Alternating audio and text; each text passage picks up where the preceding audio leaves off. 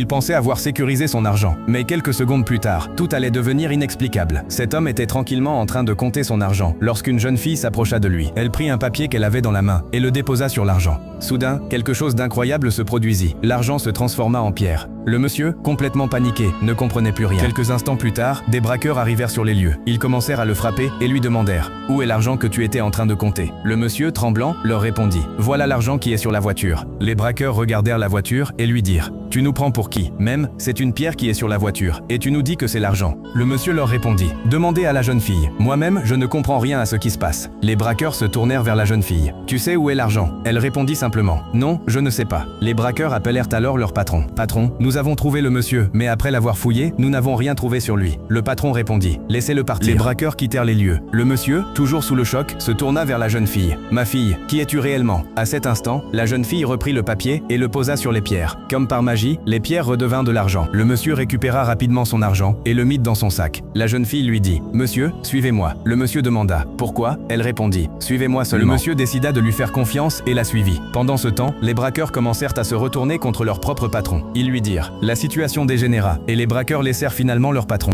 La jeune fille conduisit alors le monsieur jusqu'à lui. Et là, le monsieur découvrit quelque chose qu'il n'aurait jamais imaginé. Le cerveau de toute cette histoire était son propre petit frère. Il lui demanda « Toi, mon petit frère, même toi tu as osé me faire ça ?» Son petit frère répondit « Comment se fait-il que toi tu as tout cet argent et que moi je n'ai rien ?» Le grand frère comprit alors « Donc tu es jaloux de moi ?» Le petit frère répondit mystérieusement « Moi, je sais ce que je vais te faire. » Mais qu'est-ce que le petit frère prépare maintenant? Abonne-toi pour ne surtout pas manquer la deuxième partie.